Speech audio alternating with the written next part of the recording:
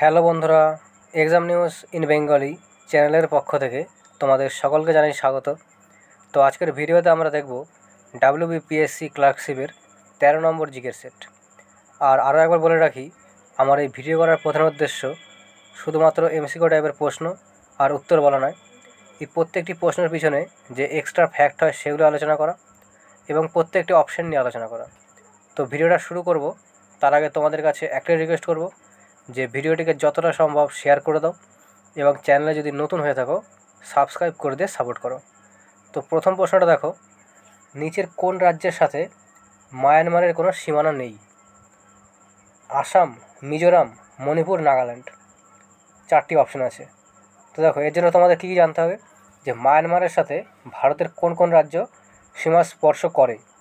তো দেখো, অরুণাচল প্রদেশ, নাগাল্যান্ড, আর মণিপুর, আর হচ্ছে মিজোরাম।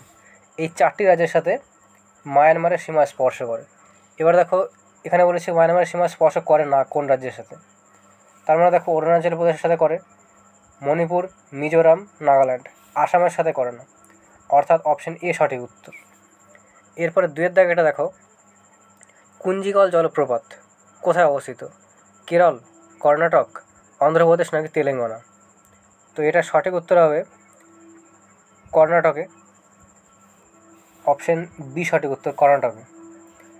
এরপরে 3-এর জায়গাটা দেখো, এলাহাবাদ প্রশস্তির রচয়িতাকে?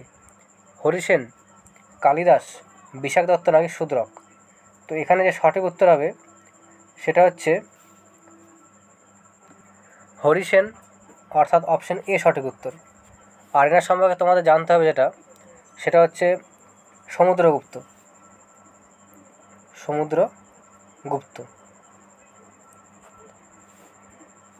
এনাকে ভারতের নেপোলিয়ন বলা হতো। আর এনার বিজয়ের চর্চা লেখা আছে প্রয়াগ প্রশস্তি অভিলেখতে। আর এলাহাবাদ প্রশস্তি রচয়িতা হরিসেন, এবং হরিসেন সমুদ্রগুপ্তের কাছেই ছিলেন। আর এটা সম্পর্কে জানতে হবে যে সমুদ্রগুপ্ত কোন বাদ্যযন্ত্র বাজাতে ভালোবাসত। তো এটা সঠিক উত্তর হবে বীণা বাদ্যযন্ত্রের সাথে যুক্ত। এবং এনার উল্লেখযোগ্য যে মুদ্রা, মানে সমুদ্রগুপ্তের উল্লেখযোগ্য মুদ্রা, সেটা হচ্ছে ময়ূর শৈলী মুদ্রা। এগুলো জানতে হবে। এরপর 4-এর দাগেটা দেখো, কোন সুলতান ইকতা প্রথা শুরু করেছিল? গিয়াসউদ্দিন বলবান, আলাউদ্দিন খিলজি, ইলতুৎমিশ নাকি মোহাম্মদ বিন তুগলক? তো এটা সঠিক উত্তর হবে ইলতুৎমিশ, অর্থাৎ অপশন সি সঠিক উত্তর। আর শুধুমাত্র এটা জানলেই হবে না, এর পাশাপাশি জানতে হবে তোমাদের যে এই ইলতুৎমিশের শাসনকালে তরাইনের তৃতীয় যুদ্ধ হয়েছিল। তরাইনের তৃতীয় যুদ্ধ কত সালে হয়েছিল? তরাইনের তৃতীয় যুদ্ধ এটা হয়েছিল 1215 সালে। আর এটা হয়েছিল ইলতুৎমিশ এবং ইয়ান্দোস এর মধ্যে হয়েছিল, এবং এখানে জিতেছিল হচ্ছে ইলতুৎমিশ। আর ইলতুৎমিশ সম্পর্কে জানতে হবে যে এনার পুত্র বা ছেলের নাম ছিল রুকনউদ্দিন, আর ইনি ছিল অযোগ্য শাসক। এবং এর মেয়ের নাম হচ্ছে সুলতান রাজিয়া, ইনি যোগ্য ছিল। আর দিল্লি সুলতানের একমাত্র মহিলা শাসক ছিল হচ্ছে সুলতান রাজিয়া। এটা খুবই গুরুত্বপূর্ণ প্রশ্ন, দিল্লি সুলতানের একমাত্র মহিলা শাসক সুলতান রাজিয়া। তো দেখো, তোমরা তো জেনে গেলে যে ইকতা প্রথা প্রচলন করেছিল কে? ইলতুৎমিশ। আর যদি প্রশ্ন আসে যে ইকতা প্রথা বন্ধ করেছিল কে বা সমাপ্ত করেছিল কে, তাহলে কী হবে? তখন হবে খিলজি বংশের আলাউদ্দিন খিলজি। তখন অপশন বি সঠিক উত্তর হতো, সমাপ্ত করেছিল আলাউদ্দিন খিলজি। তো এরপরে 5-এর দাগেটা দেখো, ভারতের কোন শহরে প্রথম ফর্মুলা 1 রেস অনুষ্ঠিত হয়েছিল? পুনে, মুম্বাই, বৃহত্তর নয়ডা নাকি হায়দ্রাবাদ? তো এটার সঠিক উত্তর হবে অপশন সি, বৃহত্তর নয়ডা বা গ্রেটার নয়ডা। অপশন সি সঠিক উত্তর। আর এটা হয়েছিল হচ্ছে প্রথম ভারতে 2011 সালে। এরপরে 6-এর দাগেটা দেখো, ভিভিপ্যাট এর সম্পূর্ণ নাম কি? তো এটার সম্পূর্ণ নাম হচ্ছে voter verifiable paper audit trail, অর্থাৎ অপশন এ সঠিক উত্তর। এরপরে 7-এর দাগেটা দেখো, নিচের কোন দেশটি জাতিসংঘের নিরাপত্তা পরিষদের স্থায়ী সদস্য? তো এটা সম্পর্কে কী জানতে হবে? UNSC, United nation security council, এই সম্পর্কে জানতে হবে। তো দেখো, ইউএনএসসিতে মোট সদস্য হচ্ছে 15টি দেশ। 15টি দেশ, এই 15টি দেশের মধ্যে 5টা দেশ হচ্ছে স্থায়ী এবং বাকি যে 10টা দেশ এটা হচ্ছে অস্থায়ী। আর এটা সম্পর্কে তোমাদের জানতে হবে যে অস্থায়ী যে দেশগুলি আছে, মানে এই 10টা অস্থায়ী দেশ, এই দেশগুলির কার্যকাল হয় 2 বছর। 2 বছর পর পর এদের কার্যকাল পাল্টে যায় বা সদস্যতা পাল্টে যায়। আর দেখো 5টা স্থায়ী সদস্য আছে, এই স্থায়ী সদস্যগুলির নাম কি, মানে কোন দেশগুলি এর স্থায়ী সদস্য, সেগুলো হচ্ছে ইউএসএ, আমেরিকা, রাশিয়া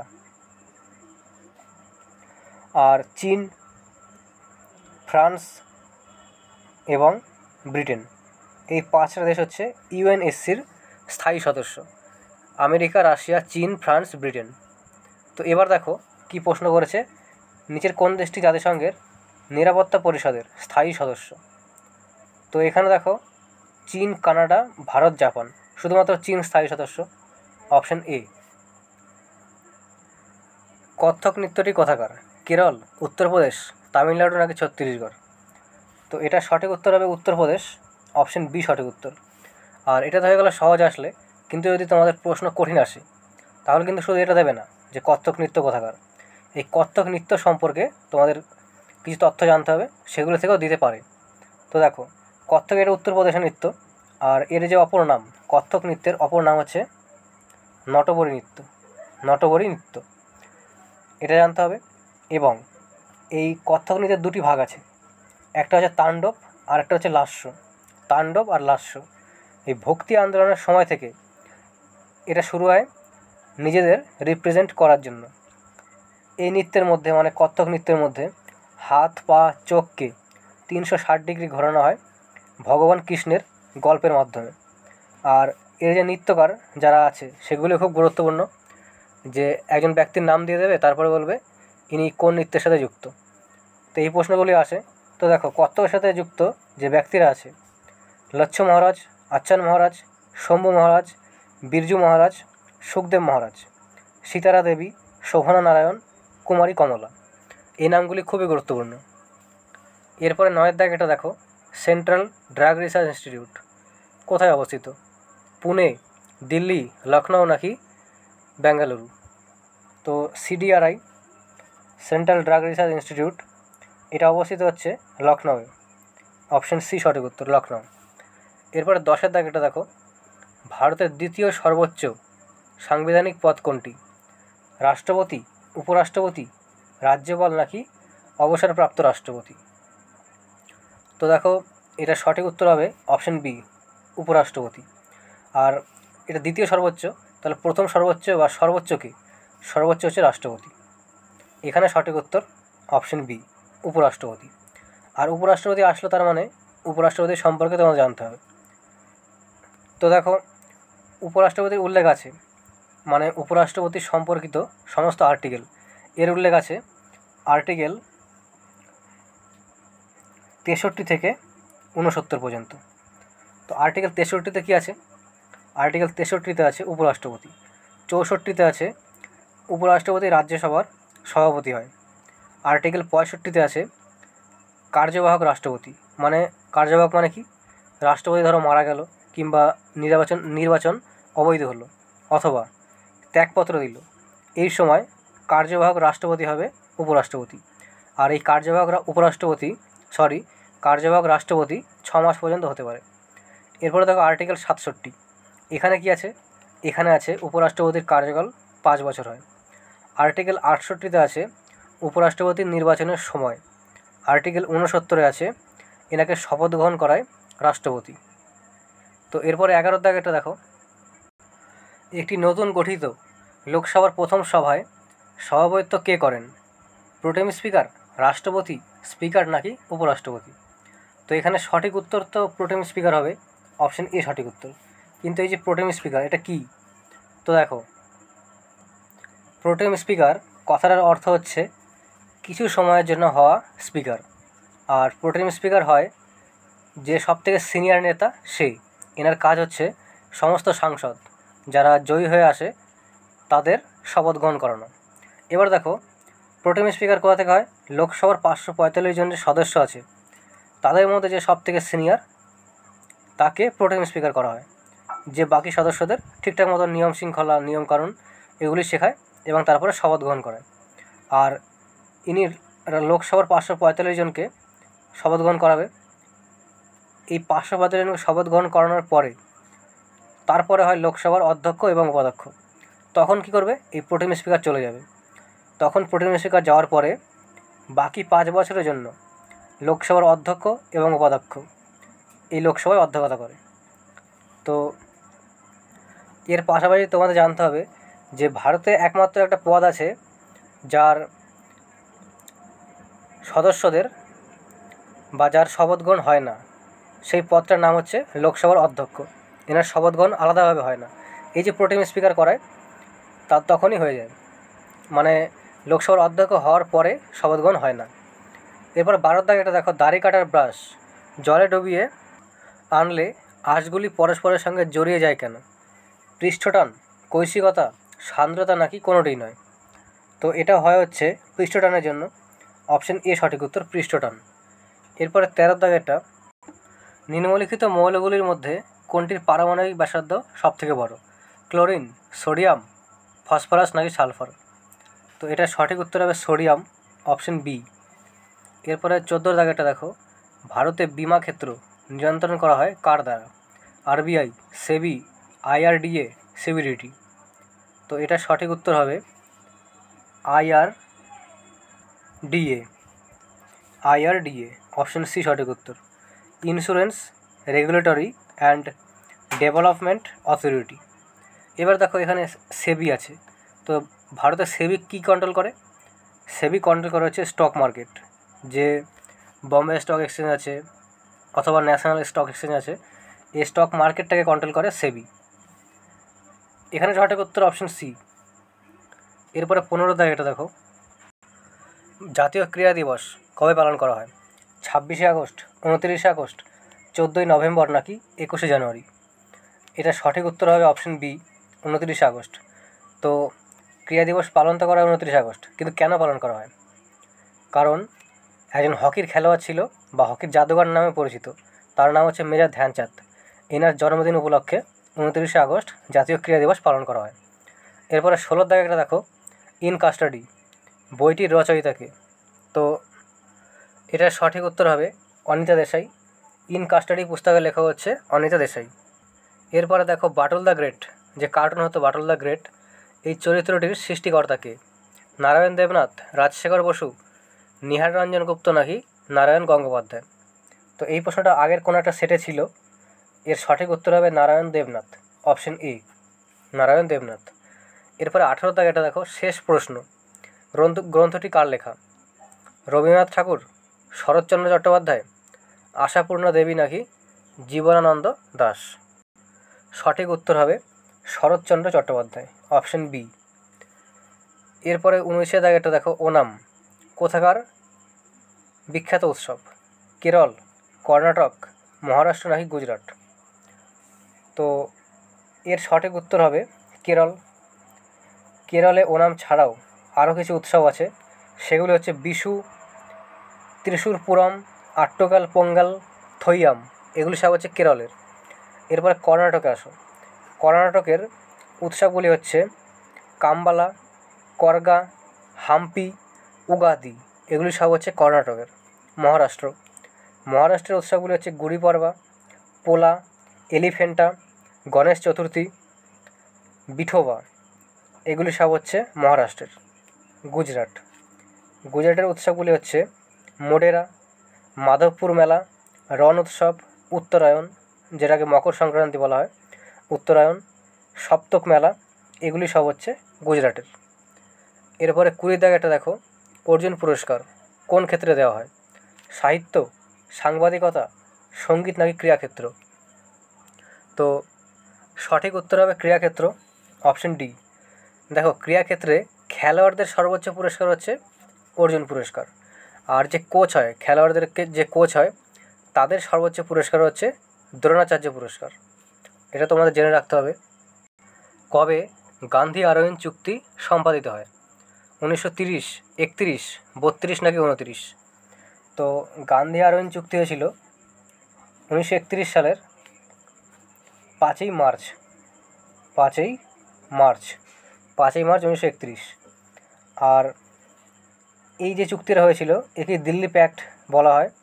এর ফলে সবিনয় অবজ্ঞা আন্দোলন স্থগিত করা হয় এবং এখানে চুক্তি হয়, মানে গান্ধীজি বলেছিল যে সমস্ত কয়েদিদের মুক্তি করা হোক, কিন্তু আরউইন ষড়যন্ত্র করে বলেছিল যে সমস্ত রাজনৈতিক কয়েদিদের ছেড়ে দেবে।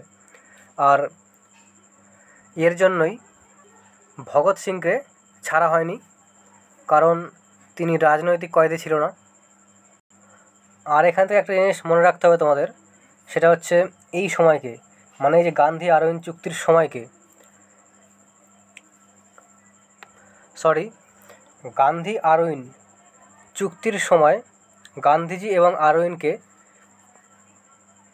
দুই মহাত্মা বলেছিল সরোজিনী নাইডু। এটা গুরুত্বপূর্ণ প্রশ্ন। এরপরে 22-এর দাগ, এটা দেখো, অনুশীলন সমিতি এর প্রতিষ্ঠাতা কে?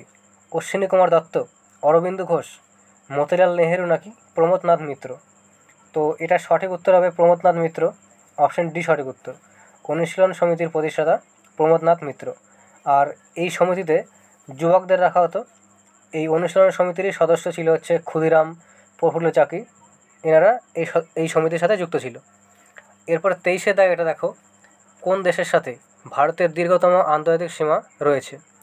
পাকিস্তান, চীন, নেপাল নাকি বাংলাদেশ? তো সবথেকে বেশি বা দীর্ঘতম রয়েছে বাংলাদেশের সাথে। আর কতটা রয়েছে? 4096 কিমি, 4096 কিমি রয়েছে। এরপরে 24-এর দাগেরটা, কোন গিরিপথটি সিকিমের সাথে চীনকে সংযোগ রক্ষা করে? বারালাচা, নাথুলা, মানা নাকি জজিলা? তো এটা সঠিক উত্তর হবে নাথুলা, অপশন বি সঠিক উত্তর, নাথুলা। এরপরে 25-এর দাগেরটা দেখো, লোকসভার সদস্য হওয়ার জন্য ন্যূনতম কত বয়স প্রয়োজন? 21, 25, 30 নাকি 35? তো এটা সঠিক উত্তর হবে 25 বছর, অপশন বি। তো দেখো, এই যে লোকসভার যে মোট সদস্য হয় এর মধ্যে থেকে একজন কিন্তু প্রধানমন্ত্রী হয়। তার মানে আমরা কি জানলাম? প্রধানমন্ত্রী হওয়ার ন্যূনতম বয়স 25 বছর। এর পাশাপাশি জেনে রাখো যে মুখ্যমন্ত্রী হওয়ার ন্যূনতম বয়স 25 বছর, এবং যে আমাদের রাজ্যসভার সদস্য আছে, রাজ্যসভার সদস্য হওয়ার ন্যূনতম বয়স 30 বছর। আর রাজ্যপাল, রাষ্ট্রপতি, উপরাষ্ট্রপতি এই তিনটি হওয়ার ন্যূনতম বয়স 35 বছর। এগুলো জেনে রাখতে হবে। এরপরে 26-এর দাগ, এটা দেখো, নিম্নলিখিত কোন যৌগটি উপশমকারী হিসাবে ব্যবহৃত হয়? Potassium bromide, calcium chloride, phosphorus trichloride নাকি ইথাইল অ্যালকোহল? তো এটা সঠিক উত্তর হবে পটাশিয়াম ব্রোমাইড, অপশন এ। এরপরে 27-এর দাগে, এটা দেখো, শিশুদের দেহে কতগুলি হাড় থাকে? তো শিশুদের মধ্যে থাকে 300টি হাড় থাকে। আর যে প্রাপ্তবয়স্ক হয় তখন হাড় থাকে 206টি। প্রাপ্তবয়স্কদের মধ্যে থাকে 206টি আর শিশুদের মধ্যে থাকে 300টি। এরপরে 28-এর দাগে, এটা দেখো, ট্রেন টু পাকিস্তান গ্রন্থটির লেখককে? তো এই লেখক হচ্ছে খুশবন্ত সিং, অপশন বি খুশবন্ত সিং। এরপরে 29-এর দাগে, এটা দেখো, আগা খান কাপ কোন খেলার সাথে যুক্ত? তো এটা সঠিক উত্তর হবে অপশন এ, হকির সাথে যুক্ত আগা খান কাপ। আর হকির সাথে যুক্ত আরও কিছু কাপ আছে, সেগুলি হচ্ছে Dhyan Chand cup, Aga Khan cup, Beighton cup, Indira Gandhi gold cup, Rangaswamy cup, এগুলি সব হকি। এরপরে দেখো ব্যাডমিন্টনের সাথে যুক্ত হচ্ছে Narang cup, Chadha cup, Thomas cup, Uber cup, Sudirman cup, Rahmatullah cup, এগুলি সব হচ্ছে ব্যাডমিন্টনের সাথে। আর গল্ফের সাথে যুক্ত কাপগুলি হচ্ছে বাকার cup, Ryder cup, Prince of Wales cup, এগুলি সব গল্ফ। ফুটবলের সাথে যুক্ত কাপগুলি হচ্ছে Rovers cup, Durand cup, Subroto cup, Nehru gold cup, Santosh trophy, আর হচ্ছে মেডেকা কাপ। এর মধ্যে যে মেডেকা কাপটা বললাম, মেডেকা কাপ, এটা হচ্ছে মালয়েশিয়ার। এরপরে দেখো 30-এর দাগেরটা, রাজা রবি বর্মা নিম্নলিখিত কোন ক্ষেত্রের সাথে জন্য বিখ্যাত? তো ইনি চিত্রকলার সাথে যুক্ত, অপশন সি চিত্রকলা। এরপরে 31-এর দাগেটা দেখো, ভুটানের মুদ্রার নাম কি? পেসো, টাকা, নুলট্রাম নাকি ইয়েন? তো এটা সঠিক উত্তর হবে নুলট্রাম বা গুলট্রাম। এর যে বানামটা সেটা হচ্ছে NGULTRAM, এন সাইলেন্ট থাকে, গুলট্রাম বা নুলট্রাম যেটা বলবে, অপশন সি। এরপরে 32-এর দাগেটা দেখো, ভারতের পিটসবার্গ বলা হয় কোন শহরকে? পুনে, মাদুরাই, জামশেদপুর নাকি আহমেদাবাদ? তো এটা সঠিক উত্তর হবে জামশেদপুর, অপশন সি সঠিক উত্তর। আর জামশেদপুর আসলে মনে করতে হবে যে জামশেদপুর শহরটা অবস্থিত সুবর্ণরেখা নদীর তীরে, সুবর্ণরেখা নদীর তীরে। এরপরে 33-এর দাগেটা দেখো, লিফট কে আবিষ্কার করেছিল? ওটিস, গ্রাহাম বেল, রোনাল্ড রস নাকি জনসন? তো এটা সঠিক উত্তর হবে Elisha Graves Otis, option A সঠিক উত্তর। আর এই যে লিফটটা ছিল, এটা ছিল হচ্ছে প্রথম নিরাপত্তা যাত্রী লিফট, নিরাপত্তা যাত্রী লিফট ওটিস আবিষ্কার করেছিল। এরপরে 34-এর দাগেরটা, কোন গুপ্ত সম্রাট শকদের ধ্বংস সাধন করেছিল? তো এটা সঠিক উত্তর যেটা হবে সেটা হচ্ছে অপশন বি, দ্বিতীয় চন্দ্রগুপ্ত। আর এনার সম্পর্কে তোমাদের যেগুলো জানতে হবে সেটা হচ্ছে ইনি সমস্ত শকদের হত্যা করেছিল এবং উপাধি নিয়েছিল বিক্রমাদিত্য। তাহলে বিক্রমাদিত্য উপাধিটি কার? দ্বিতীয় চন্দ্রগুপ্ত। ইনি রূপার মুদ্রা চালু করেছিল, রূপর মুদ্রা। এনার সময় চীনের যাত্রী ফা হিয়েন ভারতে এসেছিল। আর এনার সময় হিন্দু ধর্মের সর্বাধিক প্রচার হয়েছিল। এনার সবাই নবরত্ন ছিল। আর এই নবরত্নদের মধ্যে সবথেকে যে প্রসিদ্ধ পণ্ডিত ছিল তার নাম হচ্ছে কালিদাস, কালিদাস। এবার কালিদাস নাম আসলেই তোমাদের কালিদাসের যে পুস্তকগুলি আছে যেটা পরীক্ষায় আসতে পারে সেই বইয়ের নামগুলি তোমাদের মনে করতে হবে। তো সেগুলি দেখো, মালবিকাগ্নি মিত্রম প্রথমেই আসবে, মালবিকাগ্নি মিত্রম মিত্রম। এছাড়াও অভিজ্ঞান শকুন্তলম, অভিজ্ঞান শকুন্তলম, ঋতু সংহার, এগুলি সব হচ্ছে কালিদাসের পুস্তক। আর কালিদাসকে ভারতের শেক্সপিয়ার বলা হয়। এবং দ্বিতীয় চন্দ্রগুপ্তের সভায় যে বৈদ্য ছিল, চিকিৎসক বা বৈদ্য, যে বৈদ্য ছিল তার নাম হচ্ছে ধনন্তরী, ধনন্তরী। তো অপশন বি সঠিক উত্তর হলো। এরপরে 35-এর দাগেটা, মেচি কোন নদীর উপনদী? তো এই প্রশ্নটা তোমাদের জন্য থাকলো, তোমরা কমেন্টে এটার উত্তর বলবে। এরপরে 36-এর দাগেটা দেখব, ধর্মনিরপেক্ষ শব্দটি কততম সংবিধান সংশোধনে যুক্ত হয়? তো অপশনগুলো দেখো, 32, 42, 44, 52। তো এটা যে সঠিক উত্তর হবে সেটা হচ্ছে অপশন বি, 42তম সংবিধান সংশোধন। তো এর দ্বারা কী কী হয়েছিল? প্রথমে জানতে হবে যে এই সংবিধান সংশোধনটা কত সালে হয়েছিল। তো এটা হয়েছিল 1976 সালে। আর একে লঘু সংবিধান বা মিনি কনস্টিটিউশন বলা হয়। এর দ্বারা মোট 59টি বিষয়ে সংশোধন করা হয়েছিল। আর এর মধ্যে সবথেকে গুরুত্বপূর্ণ যেটা সেটা হচ্ছে মৌলিক কর্তব্য যুক্ত করা হয়েছিল এই সংবিধান সংশোধনের মাধ্যমে। এবং প্রস্তাবনায় সংশোধন করে সমাজবাদী, ধর্মনিরপেক্ষ এবং অখণ্ডতা এই 3টি শব্দ যুক্ত করা হয়। শুধুমাত্র ধর্মনিরপেক্ষতা নয়, সমাজবাদী, ধর্মনিরপেক্ষ আর অখণ্ডতা এই 3টি শব্দ যুক্ত করা হয়েছিল। তার মানে অপশন বি সঠিক উত্তর। এবার বাকি অপশনগুলি দেখো। অপশন এ, এখানে আছে 32 নম্বর সংবিধান সংশোধন। তো এটা অতটা গুরুত্বপূর্ণ নয়। এবার সবথেকে গুরুত্বপূর্ণ হচ্ছে 44তম। 44তমতে কী আছে? এখানে আছে সম্পত্তির অধিকারকে মৌলিক অধিকার থেকে বের করে আইনি অধিকার করা হয়েছিল এই সংবিধান সংশোধনের মাধ্যমে। আর এরপরে দেখো 52তে আছে 52তম সংবিধান সংশোধন লাগু হয়েছিল হচ্ছে 1985 সালে। আর এটা হচ্ছে যুক্ত হচ্ছে দলবদলের সাথে, দলবদল এর সাথে যুক্ত।